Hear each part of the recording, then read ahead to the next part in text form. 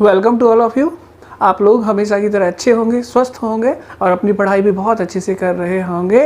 Last lectures में हम लोगों ने, आपको याद होगा, एक्सरसाइज 1 का पार्ट डी डिस्कशन करना स्टार्ट कर दिया था। उसमें भी हम लोग एक क्वेश्चंस कर चुके थे। अभी हम लोग क्वेश्चंस के इस सिलसिले को थोड़ा आगे बढ़ाते हैं, ठीक है। चलिए तो हम देखते हैं आज का पहला क्वेश्चन यानी नेक्स्ट क्वेश्चन क्या है। तो ज़रा देखते हैं। ये देखो आज का पहला क्वेश्चन आप लोग समझ रहे होंगे।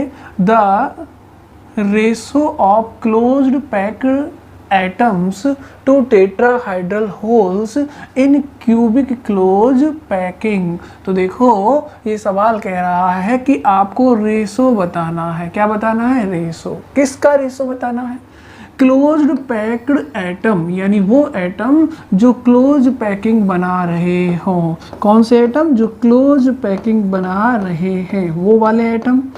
और इन एटम्स का किसके साथ रेशो बताना है? इन एटम का रेशो बताना है टेट्राहाइड्रल होल्स, इसका मतलब टेट्राहाइड्रल वॉइड्स के साथ बताना है। बहुत सिंपल सवाल है। कुल मिलाकर मैं आपसे ये कहूँ कि इस क्वेश्चंस में आपने करना कुछ नहीं है। आपको क्या करना है कि जो क्लोज्ड पैक्ड स्ट्रक्चर बनाने वाले एटम्स हैं उनकी नंबर और उस पैकिंग में टेट्राहाइड्रल वॉइड्स यानी होल्स की नंबर का रेशो आपको देखना है। यानी आपको देखना है कि नंबर ऑफ पार्टिकल कितने हैं और इसका आपको रेशो देखना है किसके साथ? Number of tetrahedral voids. सही है। अगर ये दो चीज़ें आपको मालूम है तो आप रेशो कैलकुलेट कर सकते हैं। अब एक बात बताओ, अगर आपको याद है तो आपसे जब हमने क्लोज पैकिंग को डिस्कस किया था तो हमने आपसे कहा था कि किसी क्लोज पैकिंग में जितने पार्टिकल होते हैं, है ना। नॉर्मली हम लोगों ने एफसीसी क्लोज पैकिंग के बारे में बात की थी। तो हमने कहा था कि एफसीसी क्लोज पैकिंग में जितने पार्टिकल होते हैं उतनी ही ऑक्टाहाइड्रल वॉइड्स होती हैं और उसके जस्ट डबल टेट्राहाइड्रल वॉइड्स होती हैं। यानी अगर मैं आपसे कहूँ कि नंबर ऑफ पार्टिकल x है, कितने हैं? x, यानी पार्टिकल की नंबर कितनी मान लेता हूँ मैं? x। तो फिर आपको पता है कि ऑक्टाहाइड्रल वॉइड्स की नंबर कितनी होगी? x ही होगी। बट टेट्राहाइड्रल वॉइड्स की नंबर कितनी हो जाएगी? जस्ट डबल हो जाएगी। तो आप याद रखना कि क्लोज पैकिंग में जितने पार्टिकल होते हैं उतनी ऑक्टाहाइड्रल वॉइड्स होती हैं और उसके जस्ट डबल टेट्राहाइड्रल वॉइड्स होती हैं। तो फिर ये सवाल बहुत सिंपल है। अगर आपको ये मालूम है तो आपको क्या करना है? बस पार्टिकल की नंबर और टेट्राहाइड्रल वॉइड्स का रेशो देख लेना है। तो पार्टिकल आप कुछ भी मान लें, x मान लें। अगर पार्टिकल की नंबर x है तो डेफिनेटली टेट्राहाइड्रल वॉइड्स कितनी हो जानी है? 2x, क्योंकि दुगनी होती है कि नहीं होती। तो x:2x का सिंपल रेशो क्या बनेगा? 1:2 बनेगा। क्या बनेगा? 1:2 का रेशो बनेगा। तो आप खुद ही देखो कि इस वाले क्वेश्चंस का राइट आंसर क्या बनने वाला है। देखो जरा, आपको बताना क्या था? The ratio of closed packed atom to tetrahedral holes, यानी क्लोज पैक्ड एटम की नंबर और टेट्राहाइड्रल वॉइड्स की नंबर का रेशो बताना था। और वो सिंपल रेशो कितना आ रहा है? 1:2। जरा देखें यहाँ पर ऑप्शन कौन सा करेक्ट है? ऑप्शन बी आपका बिल्कुल करेक्ट है कि रेशो जो है 1:2 का होगा। अब बताओ, अगर इसी सवाल में आपसे नंबर ऑफ पार्टिकल, ठीक है, नंबर ऑफ पार्टिकल और ऑक्टाहाइड्रल वॉइड्स, कौन सी वॉइड्स? ऑक्टाहाइड्रल वॉइड्स की नंबर का रेशो पूछा होता तो अगर पार्टिकल की नंबर x मानी होती तो ऑक्टाहाइड्रल वॉइड्स की नंबर भी कितनी होती? x होती। और उस केसेस में x:x यानी 1:1 का रेशो बनता। तो 1:1 आंसर कब बनता? जब आपसे कहा जाता कि भाई आपको नंबर ऑफ पार्टिकल और ऑक्टाहाइड्रल वॉइड्स की नंबर का रेशो बताना है, तब तो 1:1 होता। लेकिन अभी आपसे पूछा क्या है? नंबर ऑफ पार्टिकल और टेट्राहाइड्रल वॉइड्स की नंबर का रेशो पूछा है, तो फिर वो 1:2 हो जाना है। क्लियर है सबके दिमाग में, है ना। हमने लेक्चर्स में बताया है कि किस तरह से पार्टिकल काउंट करते हैं और किस तरह से टेट्राहाइड्रल या ऑक्टाहाइड्रल वॉइड्स काउंट करते हैं। अगर आपको ध्यान है तो हमने आपसे बस इतना ही कहा था कि किसी भी एफसीसी लैटिस के अंदर या यूनिट सेल के अंदर जो पार्टिकल होते हैं वो कहाँ कहाँ होते हैं, पार्टिकल कॉर्नर पर होते हैं और कॉर्नर के साथ साथ प्रत्येक फेस के सेंटर पर भी होते हैं। इस तरह से ही तो बताया था कि पार्टिकल कॉर्नर पर होंगे और कॉर्नर के साथ साथ कहाँ होंगे, प्रत्येक फेस के सेंटर पर, छत के सेंटर पर, फर्श के सेंटर पर, दाएं बाएं आगे और पीछे। क्लियर है कि नहीं है? जरा ध्यान से देखो सब लोग, यही स्थिति होती है।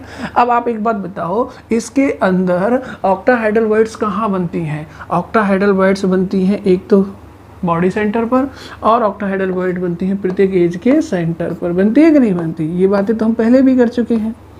कितने एज होते हैं? 12। तो 12 एज के 12 सेंटर पर ऑक्टाहेड्रल वर्ड्स दिखाई देंगे और एक ऑक्टाहेड्रल वर्ड्स बॉडी सेंटर पर दिखाई देती है। क्लियर है? बट टेट्राहेड्रल वर्ड्स कहाँ बनती है? तो हमने कहा था कि टेट्राहेड्रल वर्ड्स जो होती हैं वो एक एफसीसी यूनिट सेल के अंदर 8 होती हैं। और 8 कैसे होती हैं? जब आप एक यूनिट सेल को 8 स्मॉल क्यूब में डिवाइड कर देते हैं, ठीक है, तो प्रत्येक स्मॉल क्यूब के सेंटर पर एक टेट्राहेड्रल वर्ड्स बनती है। कितने स्मॉल क्यूब बनते हैं? 8। तो 8 स्मॉल क्यूब के सेंटर पर 8 ही टेट्राहेड्रल वर्ड्स बनती हैं। ध्यान रखोगे?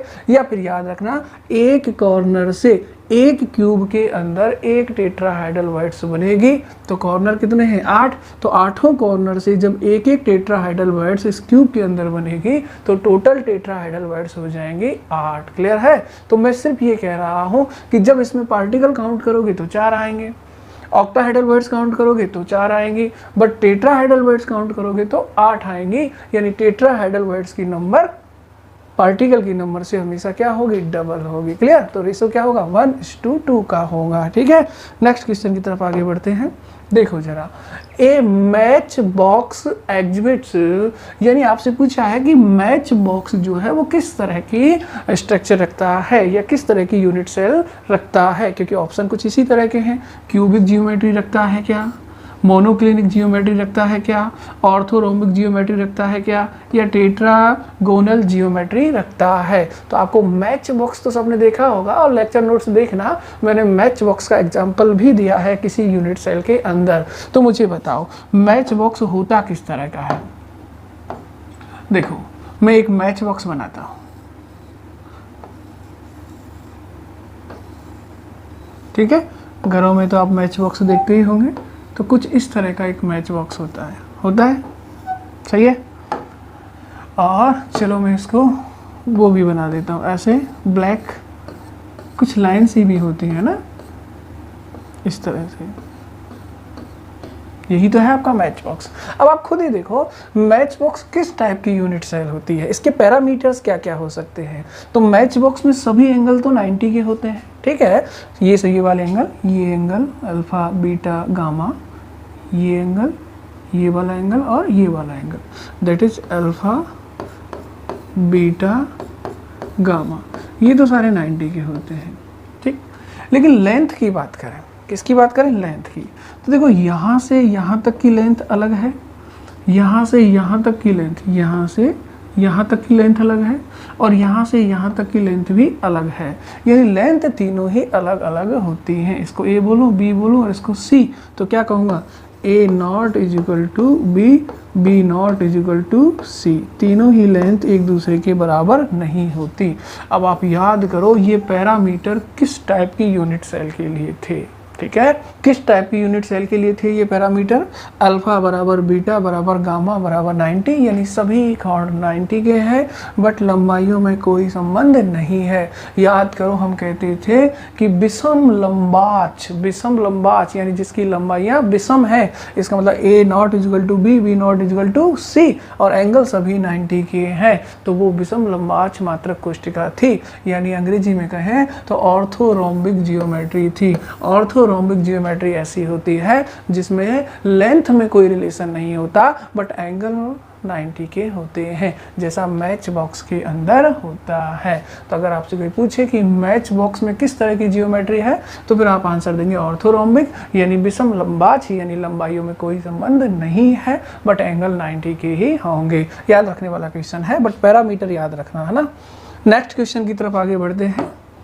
नेक्स्ट क्वेश्चन है हमारा, silicon doped with arsenic is an example of. जरा ध्यान देना, सिलिकॉन, ठीक है, को डोप्ड किया जाता है किसके साथ? आर्सेनिक के साथ। किसके साथ? आर्सेनिक के साथ। तो मुझे बताओ सिलिकॉन कौन से ग्रुप का है? सिलिकॉन 14 ग्रुप का है। कौन से ग्रुप का है? 14 ग्रुप का एलिमेंट है सिलिकॉन। ठीक है, तो सिलिकॉन 14 ग्रुप का है। ठीक, और जो आपने डोप्ड किया है यानी जिसको आपने मिलाया है वो है आर्सेनिक। आर्सेनिक कौन से ग्रुप का है? आर्सेनिक नाइट्रोजन फैमिली का है और नाइट्रोजन फैमिली 15 ग्रुप की है। कौन सी है? 15 ग्रुप की। तो देखो आपने सीधा सीधा क्या किया है, 14 ग्रुप के सिलिकॉन के अंदर आपने 15 ग्रुप का आर्सेनिक डोप्ड कर दिया है। अब सिलिकॉन आपको पता है कि टेट्रावैलेंट होता है क्योंकि वैलेंस इलेक्ट्रॉन होते हैं 4, ठीक, जबकि 15 ग्रुप के एलिमेंट्स के अंदर वैलेंस इलेक्ट्रॉन होते हैं 5। सही है। अब आप जिसको मिला रहे हैं उसके पास तो है 5 इलेक्ट्रॉन और जिसमें मिला रहे हैं उसके पास है 4 इलेक्ट्रॉन। देखो इससे कंफ्यूज मत होना, ये तो आई को रिप्रेजेंट करने वाला डॉट है ना, तो मैं क्या करता हूँ इसको थोड़ा सा रेड कर देता हूँ। ठीक है, तो ये तो आई को रिप्रेजेंट करने वाला डॉट है। बाकी इलेक्ट्रॉन कितने हैं? 4, 1 2 3 और 4। तो जिसको मिला रहे हैं उसके पास 5 इलेक्ट्रॉन है, जिसमें मिला रहे हैं उसके पास 4 इलेक्ट्रॉन है। इसका मतलब इसके पास इलेक्ट्रॉन की क्या है? अधिकता है कि नहीं है? इसका मतलब ये इलेक्ट्रॉनिकल रिच है। कैसा है ये? इलेक्ट्रॉनिकल रिच है। किसके कंपेयर में? सिलिकॉन के कंपेयर में, है कि नहीं है? अगर ये इलेक्ट्रॉनिकल रिच है तो आपको पता है कि किसी सेमीकंडक्टर के अंदर इलेक्ट्रॉन रिच 15 ग्रुप की इम्प्योरिटीज अगर मिला दी जाए, उसको अगर डोप्ड कर दिया जाता है तो फिर एन टाइप का सेमीकंडक्टर बनता है, क्योंकि 15 ग्रुप का जो ये एलिमेंट है ये अपने 4 वैलेंस इलेक्ट्रॉन के द्वारा इसके 4 वैलेंस इलेक्ट्रॉन के साथ बॉन्डिंग कर लेगा, लेकिन इसका 5वां इलेक्ट्रॉन फ्री रहेगा, वो बॉन्डिंग में काम नहीं आएगा। यानी एक आर्सेनिक एक फ्री इलेक्ट्रॉन जनरेट करेगा। इसका मतलब अगर मैं बहुत सारे आर्सेनिक डोप्ड कर दूंगा, मिक्स कर दूंगा, मिला दूंगा तो बहुत सारे फ्री इलेक्ट्रॉन जनरेट हो जाएंगे, और जब बहुत सारे फ्री इलेक्ट्रॉन जनरेट होंगे तो इलेक्ट्रॉन की एक्सिस की वजह से उस सेमीकंडक्टर को हम एन टाइप का सेमीकंडक्टर कहते हैं। तो कुल मिलाकर आपको सिलिकॉन के अंदर डोपिंग करनी है किसकी? आर्सेनिक की। सिलिकॉन टेट्रावैलेंट है, आर्सेनिक पेंटावैलेंट है, इलेक्ट्रॉन रिच है, और इलेक्ट्रॉन रिच इंप्योरिटी जब भी मिलाते हो एन टाइप का सेमीकंडक्टर बनता है। तो आपका आंसर क्या हो जाना है? एन टाइप का कंडक्टर बनेगा। क्लियर? आंसर इसका क्या होगा? बी। सिंपल सवाल था। नेक्स्ट देखो, फॉर ए सॉलिड, ठीक है, किसी सॉलिड की बात कर रहे हैं। The following structure the coordination number of the point B is, किसी सॉलिड की स्ट्रक्चर दी गई है और उसमें पॉइंट बी है कोई और उसकी कोऑर्डिनेशन नंबर पूछी गई है। तो पॉइंट बी तो ये रहा, बोला है कि नहीं है? इसकी कोऑर्डिनेशन नंबर आपसे पूछी गई है। तो फर्स्ट ऑफ ऑल आपको क्या करना है? सबसे पहले आपको ये यूनिट सेल पहचाननी है कि कौन सी यूनिट सेल है। तो बताओ, पार्टिकल कॉर्नर पर तो है, ये सारे कॉर्नर पर ही तो है, बोला है कि नहीं है? कॉर्नर के साथ साथ पार्टिकल कहाँ है? फेस सेंटर पर। ये फेस सेंटर वाले पार्टिकल है, बोला है कि नहीं है? अगर पार्टिकल कॉर्नर पर हो, कहाँ हो? कॉर्नर पर। 8 कॉर्नर पर 8 पार्टिकल दिख रहे हैं आपको? दिख रहे हैं? अगर पार्टिकल कॉर्नर पर हो और कॉर्नर के साथ साथ पार्टिकल फेस सेंटर पर भी हो, सही है, ऊपर नीचे दाएं बाएं आगे पीछे, तो वो यूनिट सेल एफसीसी हो जाती है। तो ये कौन सी पैकिंग है? एफसीसी क्लोज पैकिंग है कि नहीं है? अगर एफसीसी पैकिंग है तो डेफिनेटली उसके अंदर ऑक्टाहेड्रल वाइड्स भी बनती हैं और टेट्राहेड्रल वाइड्स भी बनती हैं। बताओ मुझे, एफसीसी पैकिंग के अंदर, कौन सी पैकिंग के अंदर? एफसीसी पैकिंग के अंदर जो ऑक्टाहेड्रल वाइड्स बनती हैं उनकी पोजीशन क्या होती है? बताओ जरा। तो आपको पता है कि एफसीसी पैकिंग में ऑक्टाहेड्रल वाइड्स कहाँ बनती हैं? एज सेंटर पर, सही है, एज सेंटर पर बनती हैं, और एज सेंटर के साथ साथ बॉडी सेंटर पर भी बनती हैं। दो ही तो पोजीशन होती हैं। अब बताओ, पॉइंट बी कौन सा पॉइंट है? देखो ये एज है पूरा का पूरा, और पॉइंट बी कौन सा पॉइंट है? एज का सेंटर, बोला है कि नहीं है? और अगर ये एज सेंटर है तो यहाँ पर कौन सी वॉइड होगी? ऑक्टाहाइड्रल वॉइड्स होगी कि नहीं होगी? ऑक्टाहाइड्रल वाइट्स कितने पार्टिकल से घिरी हुई वाइट्स होती है? ऑक्टाहाइड्रल वाइट्स हमेशा 6 पार्टिकल से घिरी हुई वाइट्स होती है। यानी अगर मैंने कोई पार्टिकल ऑक्टाहाइड्रल वाइट्स के अंदर रखा है, ठीक, तो उसके चारों ओर 6 पार्टिकल होंगे जिनको वो टच करता है। इसलिए यहाँ मैंने बी को रखा है, और एक्चुअल में बी को मैंने कहाँ रखा है? ये जो स्पेस बन रहा है ये ऑक्टाहाइड्रल वाइट्स वाला स्पेस बन रहा है। तो एक्चुअल में मैंने बी को ऑक्टाहाइड्रल वाइट्स पर रखा हुआ है। रखा है कि नहीं रखा? और ऑक्टाहाइड्रल वाइट्स की कोऑर्डिनेशन नंबर याद रखना हमेशा कितनी होती है? ऑक्टाहाइड्रल वाइट्स की कोऑर्डिनेशन नंबर हमेशा 6 होती है। कितनी होती है? 6। इसलिए आपका सवाल यही तो है। आपका सवाल क्या है? For the solid with the following structure the coordination number of the point B. Point B कहाँ है? पॉइंट बी है ऑक्टाहाइड्रल वाइट्स पर, क्योंकि ऑक्टाहाइड्रल वाइट्स कहाँ होती है? एज के सेंटर पर। और ऑक्टाहाइड्रल वाइट्स की कोऑर्डिनेशन नंबर हमेशा कितनी होती है? 6 होती है। तो आपका आंसर क्या बनेगा? डी इज करेक्ट आंसर, है कि नहीं है? अब देखो, मैं ऑक्टाहाइड्रल वाइट्स को एक बार फिर से आपको अज्यूम करवा देता हूँ कि ऑक्टाहाइड्रल वाइट्स किस तरह की होती है। ठीक है, जरा ध्यान देना। तो मैं क्या करता हूँ, एक यूनिट सेल ड्रॉ करता हूँ एफसीसी टाइप की। कैसी? एफसीसी टाइप की। तो देखो जरा सभी लोग इधर ध्यान देना, हम क्या कर रहे हैं? एफसीसी यानी फेस सेंटर टाइप की यूनिट सेल बना रहे हैं। अब आपको तो पता है कि यूनिट सेल अगर फेस सेंटर टाइप की है तो पार्टिकल कहाँ कहाँ होंगे? कॉर्नर पर तो होंगे ही, कॉर्नर के साथ साथ कहाँ होंगे? प्रत्येक फेस के सेंटर पर, ऊपर नीचे, दाएं बाएं, आगे पीछे, होंगे कि नहीं होंगे? तो ये एक एफसीसी यूनिट सेल हो गई है। क्लियर? अब इस एफसीसी यूनिट सेल में ऑक्टाहाइड्रल वाइट्स जो बनती है वो एक तो बनती है इसके बॉडी सेंटर पर। कहाँ बनती है? बॉडी सेंटर पर। तो मैं बॉडी सेंटर पर ऑक्टाहाइड्रल वाइट शो कर देता हूँ। देखो जरा, ये वाला पॉइंट है ना बीचों बीच, ये बॉडी सेंटर होगा। तो देखो जरा, इन पार्टिकल्स को मैं मैच कर दूं ऐसे, तो ये वाला स्पेस कितने पार्टिकल से घिरा हुआ दिख रहा है? 4 से। बट एक पार्टिकल इसके जस्ट ऊपर भी है और एक पार्टिकल इसके जस्ट नीचे भी है कि नहीं है? ये नीचे है और ये कहाँ है? ऊपर। इसलिए ये वाला जो स्पेस बना हुआ है ना, ये वाला स्पेस देखो, इसको थोड़ा सा जूम करके देखते हैं। ये वाला स्पेस जो बना हुआ है, ये वाला स्पेस एक्चुअल में किसको शो कर रहा है? ऑक्टाहाइड्रल वाइट्स को। सही है कि नहीं है? 6 पार्टिकल से घिरे हुए इसी स्पेस को हम लोग क्या नाम देते हैं? Octahedral voids. तो याद रखेंगे कि ऑक्टाहाइड्रल वाइट्स कितने पार्टिकल से घिरी होती है? 6 पार्टिकल से, है ना? और अगर इस वाइट्स के अंदर किसी पार्टिकल को रखा जाएगा तो उसके चारों तरफ कितने पार्टिकल होंगे? 6 होंगे कि नहीं होंगे? 1 2 3 4 5 6। इसलिए इसके अंदर रखा गया पार्टिकल कितनों को टच कर पाएगा? 6 को। इसलिए कोऑर्डिनेशन नंबर कितनी होगी? कोऑर्डिनेशन नंबर होगी इसकी 6 होगी। ठीक है, चाहे तो आप एज सेंटर पर अज्यूम कर सकते हैं, चाहे तो आप बॉडी सेंटर पर अज्यूम कर सकते हैं। अगर यहाँ भी मैं कोई पार्टिकल रखता हूँ तो वो भी कितनों को टच कर पाएगा? 6 को। कैसे? देखो, 4 तो इस प्लेन में, 1 2 3 4, एक पार्टिकल जस्ट ऊपर और एक पार्टिकल जस्ट नीचे।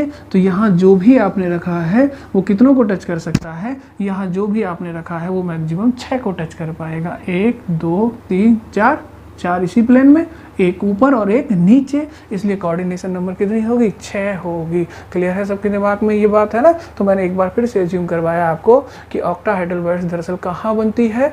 बॉडी सेंटर पर, और प्रत्येक एज के सेंटर पर ऑक्टाहाइड्रल वाइट्स बनती है। और सवाल हमारा यही था कि यहाँ कोई पार्टिकल अगर बी रखा है तो उसकी कोऑर्डिनेशन नंबर क्या होगी? अगर कोई पार्टिकल यहाँ रखा है, कहाँ रखा है? यहाँ पर, तो एक्चुअल में वो कहाँ रखा है? ऑक्टाहाइड्रल वाइट्स में। तो उसकी कोऑर्डिनेशन नंबर होगी 6, इसलिए आंसर होगा डी। क्लियर है सबके दिमाग में? ठीक है, चलिए नेक्स्ट क्वेश्चन की तरफ आगे बढ़ते हैं।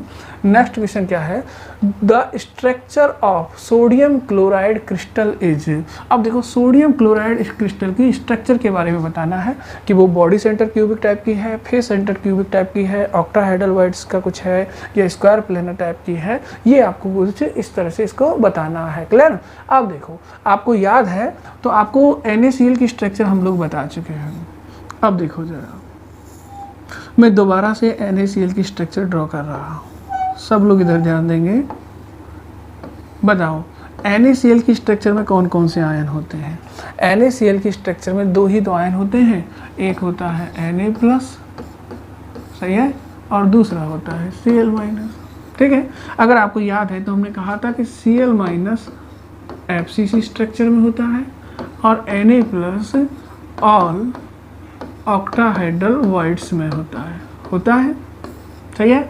अब मैं क्या कर रहा हूँ कि थोड़ा सा डिफरेंट क्रिएट करने के लिए Na प्लस को इस कलर से दिखा रहा हूँ, ठीक है, और Cl माइनस को इस वाले कलर से दिखा रहा हूँ। क्लियर है।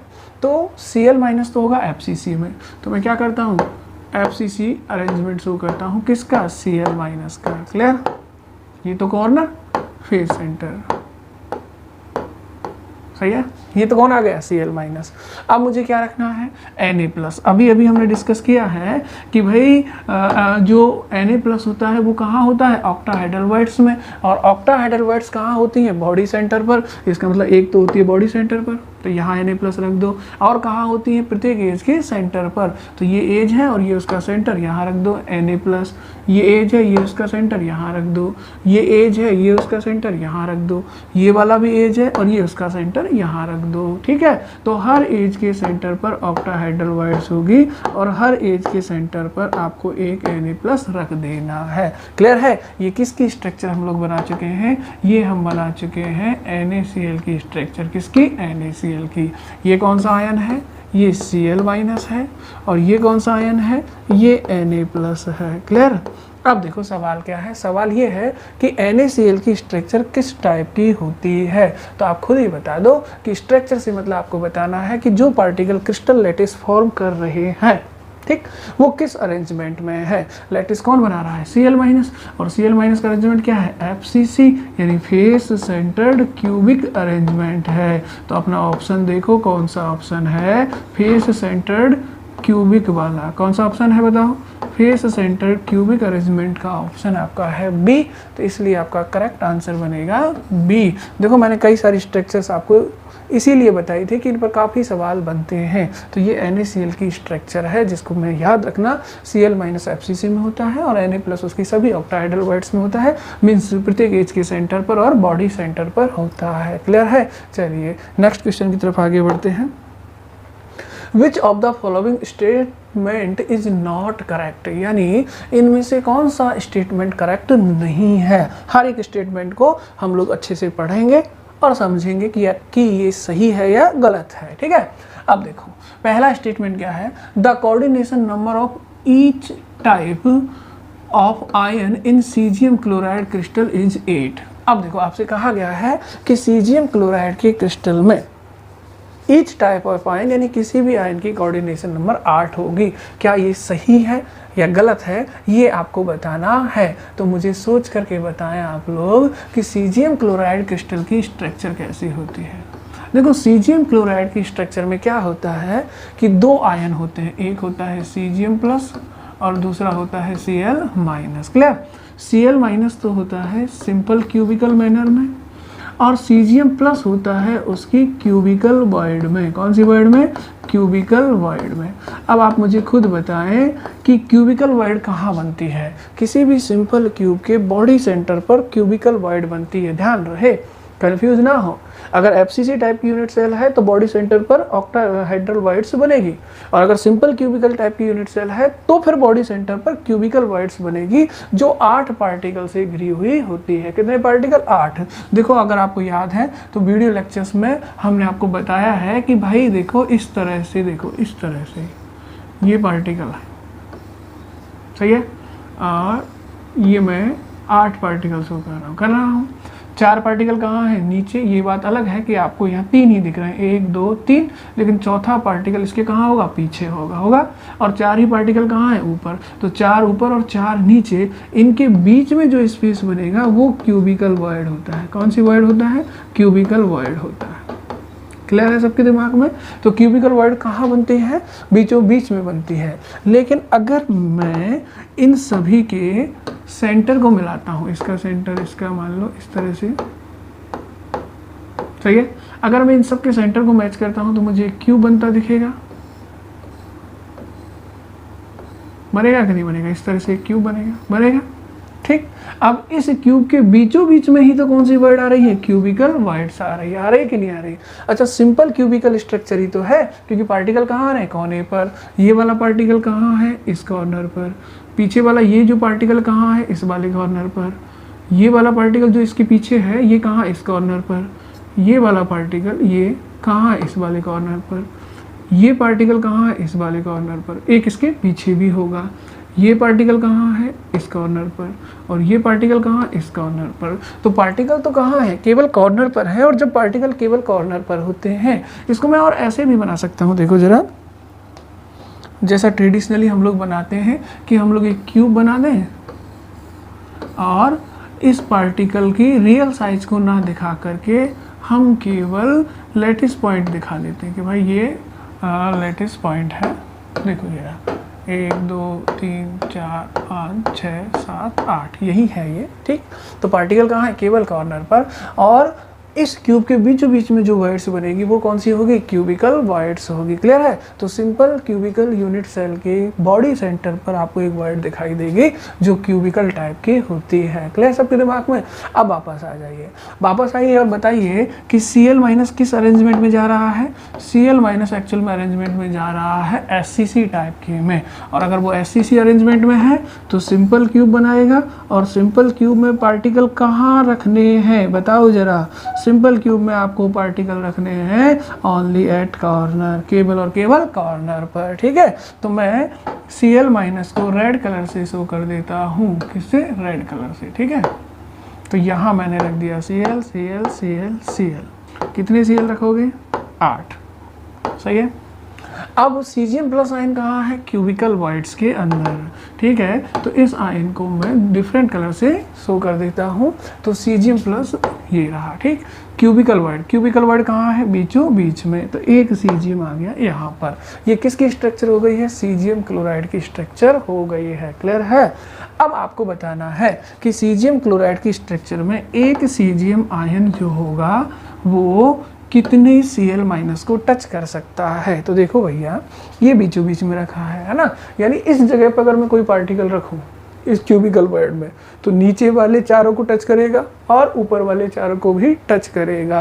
यानी यहाँ अगर मैं कोई पार्टिकल रखता हूँ तो वो नीचे वाले चारों को टच करेगा और ऊपर वाले चारों को भी टच करेगा। कुल मिलाकर ये जो मैंने Cgm रखा है, ये नीचे वाले चारों Cl को टच करेगा, ऊपर वाले चारों Cl को टच करेगा। इसलिए इसकी कोऑर्डिनेशन नंबर आएगी 8। कितनी आएगी, 8। बड़ा सिंपल है भाई कि आपको करना क्या है, सिंपल क्यूबिकल यूनिट सेल बनानी है तो 4 पार्टिकल नीचे और 4 पार्टिकल ऊपर और उनके बीच में आ जाएगा Cgm, ठीक है। तो मान लो ये क्या है, Cgm है। 4 पार्टिकल कहाँ आ जाएंगे, नीचे, ठीक। और 4 ही कहाँ आ जाएंगे, ऊपर। तो ये वाला Cgm ऊपर वाले चारों को भी टच करेगा और नीचे वाले चारों को भी टच करेगा। कोऑर्डिनेशन नंबर कितनी हो जानी है, 8। देखो, 1 पार्टिकल, 2 पार्टिकल, 3 पार्टिकल, 4। इन चारों के बीच में जो खाली जगह बनेगी उस पर कौन आ जाएगा, Cgm। तो देखो 1 2 3 4, ऊपर आ गया Cgm, नीचे वाले चारों को टच करेगा।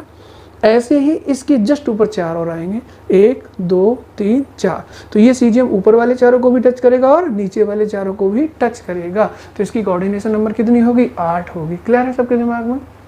अब देखो, मुझे एक चीज़ बताओ आप कि एक कॉर्नर से आप कितनी यूनिट सेल ड्रॉ कर सकते हो, एक कॉर्नर से। तो आपको पता है ना कि एक कॉर्नर के अराउंड 8 यूनिट सेल बनती हैं। कितनी यूनिट सेल बनती हैं, 8 बनती है कि नहीं बनती? आपको पता है, हमने आपसे कई बार कहा है कि कॉर्नर 8 यूनिट सेल के बीच में कॉमन होता है, ठीक है।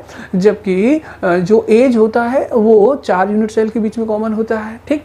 जबकि फेस जो होता है वो 2 यूनिट सेल के बीच में कॉमन होता है और बॉडी सेंटर केवल उसी यूनिट सेल का होता है। क्लियर? तो मैं आपसे कहूँ कि इस कॉर्नर से आप कितनी यूनिट सेल ड्रॉ कर सकते हो, तो इस कॉर्नर से आप 8 यूनिट सेल ड्रॉ कर सकते हो, 4 नीचे और 4 ऊपर, क्योंकि एक कॉर्नर जो होता है वो 8 यूनिट सेल के बीच में कॉमन होता है। क्लियर है सबके दिमाग में?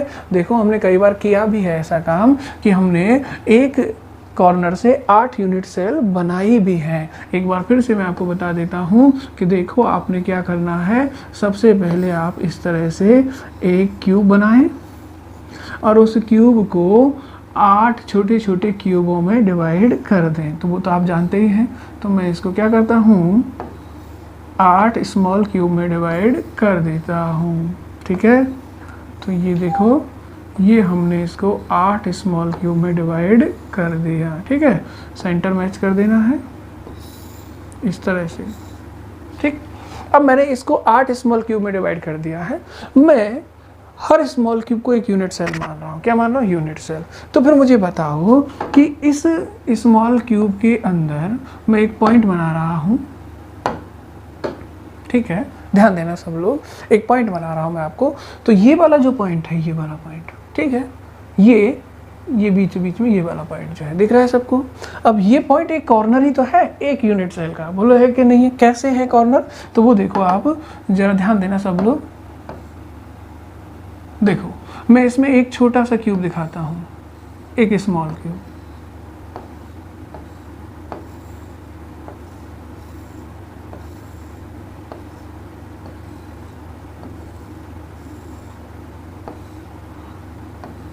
दिख रहा है आपको ये स्मॉल क्यूब है कि नहीं है? तो बताओ, ये पॉइंट इस स्मॉल क्यूब का क्या है? कॉर्नर। अब इस पॉइंट पर कितने स्मॉल क्यूब के कॉर्नर आ रहे हैं? 8 के। 4 नीचे और 4 कहाँ आ रहे हैं? ऊपर। क्लियर है? 4 नीचे। 4 नीचे कैसे? 1 2 3 4, और 4 ऊपर कैसे?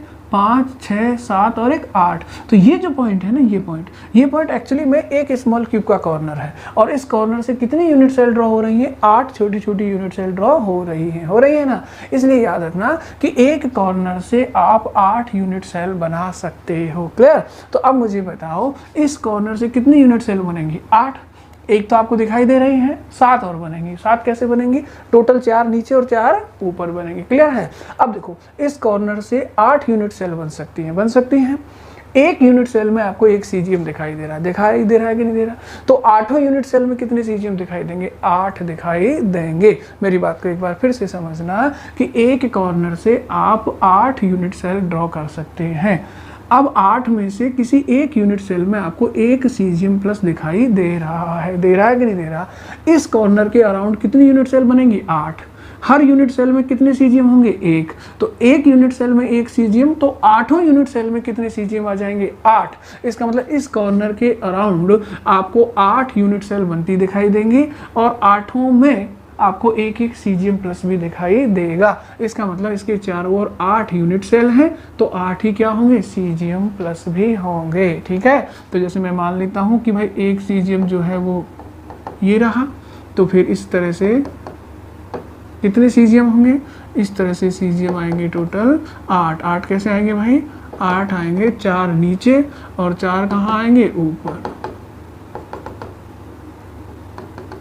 सही है? तो मैं यहाँ 8 सीजीएम रख देता हूँ। देखो 1 2 3, चौथा ये हो गया, 5 6 7 8। क्लियर है? तो एक कॉर्नर से आप 8 यूनिट सेल बना पाएंगे, और एक यूनिट सेल में आपको एक सीजीएम दिखाई देगा, तो 8 यूनिट सेल में आपको कुल 8 सीजीएम दिखाई देंगे, जो इस सीएल के चारों तरफ होंगे। इसलिए अगर मैं आपसे कहूँ कि इस सीएल की कोऑर्डिनेशन नंबर कितनी है, तो आप क्या कहेंगे कि भाई ये कॉर्नर वाला सीएल जो है वो 8 सीजीएम से घिरा हुआ है। कैसे घिरा हुआ है?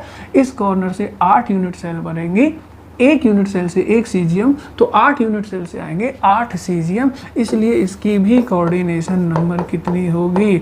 8 ही होगी। याद करो, इस सीजियम क्लोराइड टाइप की जो स्ट्रक्चर होती है, इसके लिए हम 8:8 का कोऑर्डिनेशन बोलते थे। क्यों बोलते थे? क्योंकि कैटायन की कोऑर्डिनेशन नंबर भी 8 है और एनायन की कोऑर्डिनेशन नंबर भी 8 है। सीजियम प्लस 8 को टच करेगा, कोऑर्डिनेशन नंबर 8। Cl माइनस भी 8 सीजीएम को टच करेगा, मगर वो 8 सीजीएम 8 यूनिट सेल के होंगे। एक यूनिट सेल से एक सीजीएम को टच करेगा, तो कॉर्नर के अराउंड टोटल 8 यूनिट सेल बनेंगी, तो उन सब में से एक एक को टच करेगा, तो टोटल 8 सीजीएम को टच कर जाएगा। क्लियर है सबके दिमाग में? तो अब आप देखो जरा, पहला ऑप्शन क्या था हमारा, हम उसको अच्छे से रीड कर लेते हैं। पहला ऑप्शन क्या था? The coordination number of each type of ion in caesium chloride crystal is 8। बिल्कुल सही है। ईच टाइप ऑफ आयन से मतलब क्या है? दोनों आयनों की कोऑर्डिनेशन नंबर 8 होनी चाहिए। तो सीजियम की कोऑर्डिनेशन नंबर कितनी है? 8, और सीएल की भी कितनी है? 8। ये ऑप्शन हमारा करेक्ट हो जाता है। क्लियर? तो पहला ऑप्शन तो हमारा करेक्ट है। हमें को क्या देखना है? हमें नॉट करेक्ट मतलब इनकरेक्ट ऑप्शन देखना है। ऑप्शन नंबर बी देखो, a metal that crystallizes in BCC structure has coordination number 12। क्या BCC में कोऑर्डिनेशन नंबर 12 होती है? जी नहीं, बिल्कुल नहीं। कोऑर्डिनेशन नंबर 12 होती है FCC में या HCP में। BCC की कोऑर्डिनेशन नंबर तो आपको पता होगा कितनी होती है। BCC की कोऑर्डिनेशन नंबर तो 8 होती है। 8 कैसे होती है? BCC स्ट्रक्चर में पार्टिकल कहाँ कहाँ होता है बताओ जरा। BCC स्ट्रक्चर में पार्टिकल होता है कॉर्नर पर, और कॉर्नर के साथ साथ होता है बॉडी सेंटर पर। तो देखो ये कॉर्नर, ये कॉर्नर, ये कॉर्नर, ये कॉर्नर, 8 कॉर्नर पर रख दो, और 8 कॉर्नर के साथ एक पार्टिकल आएगा बॉडी सेंटर पर, और बॉडी सेंटर वाला पार्टिकल कॉर्नर पर रखे 8 पार्टिकल को क्या करता है? टच करता है। 4 ऊपर से और 4 ही नीचे से। सही है, ठीक है। तो इसकी कोऑर्डिनेशन नंबर हमेशा कितनी होती है? 8 होती है। और ऑप्शन में कितनी दे रखी है? 12 दे रखी है। इसका मतलब इनकरेक्ट ऑप्शन आपका बी है, और आपसे इनकरेक्ट ऑप्शन ही बताने को कहा है, इसलिए आपका राइट आंसर क्या हो जाएगा? बी, क्योंकि बी वाला ऑप्शन अभी करेक्ट नहीं है। बट हम सारे ऑप्शन से पढ़ लेते हैं। A unit cell of an, answer तो मिल गया है इसका, हमारा क्या है? B. A unit cell of an ionic crystal shares some of its ions with other unit cell। सही बात है भाई।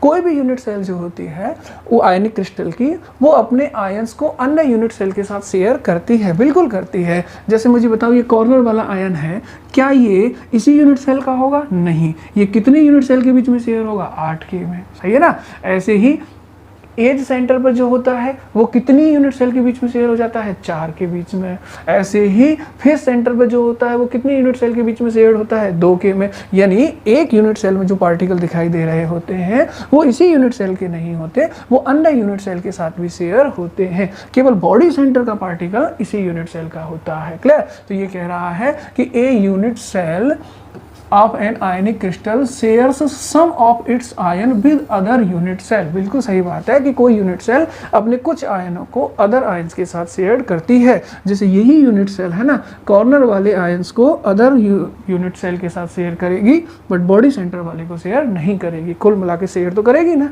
कुछ आयंस को जरूर शेयर करेगी। क्लियर? तो ऑप्शन सी आपका करेक्ट होता है। क्लियर? अब ऑप्शन नंबर डी देखा जाए। ऑप्शन डी क्या है?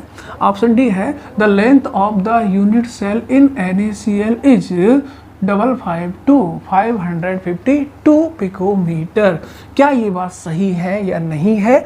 इसके लिए आपको Na+ की रेडियस दे रखी है और Cl- आयन की रेडियस दे रखी है। इस ऑप्शन को आप करेक्ट करेंगे या नहीं? फिलहाल तो करेक्ट है क्योंकि आपका इनकरेक्ट ऑप्शन भी हो चुका है, लेकिन आपको ये समझना चाहिए कि ये करेक्ट क्यों है। तो देखो ये करेक्ट क्यों है, इसके लिए आपको NaCl की स्ट्रक्चर मालूम होनी चाहिए, और NaCl की स्ट्रक्चर हम आपको बता चुके हैं, अभी थोड़ी देर पहले ही बताया है। बताया कि नहीं बताया?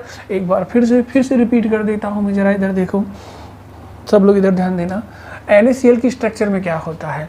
NaCl की जो स्ट्रक्चर होती है उसमें आपको पता है कि Cl- कहाँ होता है? Cl- जो होता है वो FCC पैकिंग के अंदर होता है, और FCC पैकिंग से मतलब Cl- कहाँ कहाँ होगा? Cl- कॉर्नर पर होगा ना, और कॉर्नर के साथ साथ प्रत्येक फेस के सेंटर पर भी होगा कि नहीं होगा? इस तरह से, ठीक है। और बताओ Na+ कहाँ होगा? अभी रिपीट किया, जस्ट रिपीट ही कर रहा हूँ, है ना। Na+ कहाँ होगा? बॉडी सेंटर पर, क्योंकि ऑक्टाहेड्रल बाइट्स में होता है।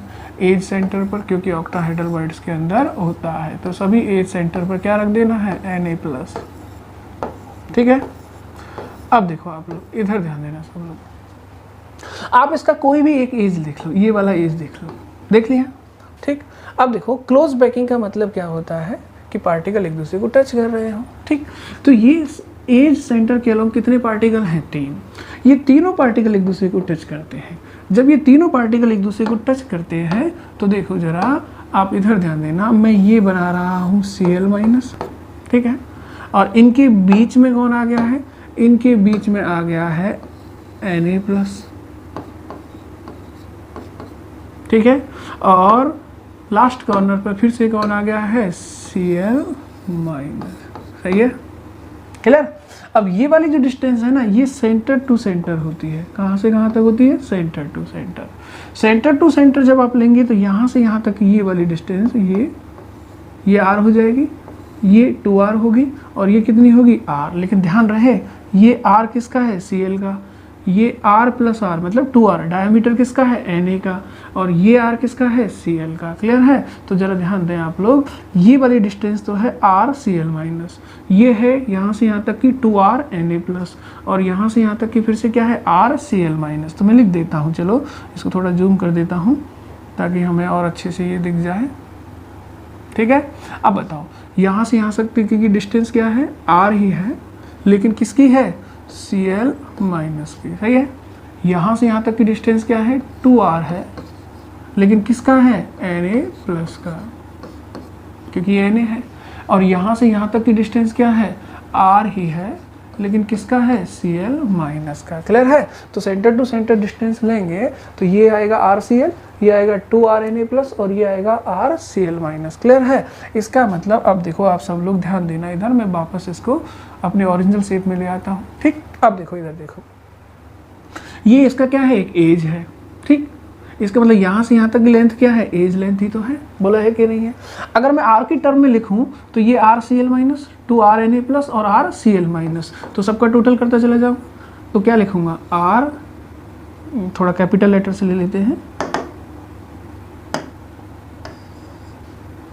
तो देखो एज लेंथ क्या लिखूंगा मैं R, यहाँ से यहाँ तक की RCl माइनस, फिर आगे चलो 2R Na plus, 2R Na plus, और फिर थोड़ा सा आगे चलो तो यहाँ से यहाँ तक क्या होगा RCl minus. Clear? RCl minus plus RCl minus 2R हो जाएगा, तो मैं इसे लिखूंगा A बराबर 2RCl minus plus 2R Na plus. सही है? ये एज लेंथ है किसकी, यूनिट सेल की। क्लियर? और आपसे सवाल में पूछा क्या है, जरा वापस आओ, आपसे सवाल में पूछा है कि the length of unit cell in NaCl crystal में 552 होगी। ये आपको करेक्ट या इनकरेक्ट बताना है। तो लेंथ कैसे निकालोगे यूनिट सेल की, ऐसे, है ना, क्योंकि ये पार्टिकल टच करते होंगे तो ये डिस्टेंस बनेगी। अब आपको हिंट के लिए क्या दिया गया है, RNa प्लस की वैल्यू दी गई है, और वो भी कितनी दी गई है 95, और RCl माइनस की वैल्यू कितनी दी गई है 181 दी गई है। तो क्या हम ये वाली वैल्यू पुट कर सकते हैं? अगर हम ये वाली वैल्यू पुट कर देते हैं तो हम देख लेते हैं कि एज लेंथ कितनी आती है। अगर यही आई तो करेक्ट है, नहीं आई तो इनकरेक्ट है। तो देखो सबसे पहले चाहिए RCl, तो Cl कितना है 181, लेकिन 2RCl माइनस है तो 2 का मल्टीप्लाई होगा, और Cl माइनस की रेडियस कितनी रखेंगे 181। सही है? उसके बाद प्लस में क्या है, प्लस में है 2R Na, तो 2 तो होगा ही, उसके साथ साथ क्या होगा Na प्लस की रेडियस, और वो कितनी दे रखी है, वो दे रखी है 95 पिकोमीटर। सही है? तो फिर मैं यहाँ क्या लिखूंगा 95। सही है? अब बताओ दोनों का टोटल कर दो, ये कितना होगा बताओ। 2 इंटू 181 करोगे तो मैं इसको सीधा सीधा लिख दूँ 2, 6 और 3 होगा, है ना, 362 होगा। और इसका कितना होगा ये बताओ जल्दी से, इसका होगा 190 होगा। दोनों का टोटल करो कितना आएगा, जब दोनों का टोटल करोगे तो ये बनेगा 552 पिकोमीटर। क्लियर है सबके दिमाग में?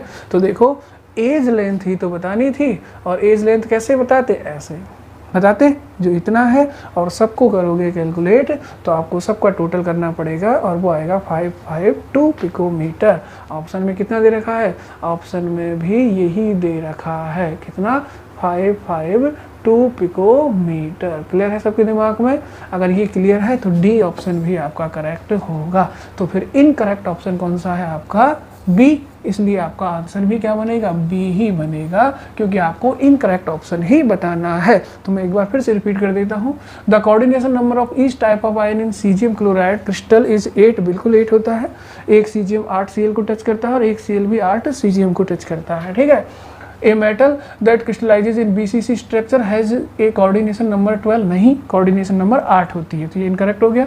ए unit cell of an ionic crystal share some of its ion with other unit cell, बिल्कुल सही बात है, कॉर्नर वाले को 8 यूनिट सेल के साथ शेयर करती है, फिर सेंटर वाले को 2 के साथ शेयर करती है, यानी यूनिट सेल कुछ पार्टिकल को अदर यूनिट सेल के साथ शेयर जरूर करती है, ठीक है। और फिर the length of unit cell in NaCl is 552, calculate करना पड़ेगा।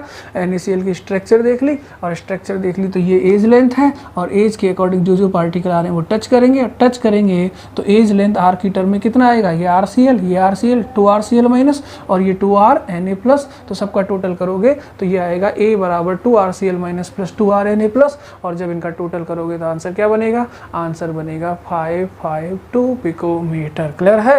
तो होपफुली आपने इस सेशन को एंजॉय किया होगा, ठीक है।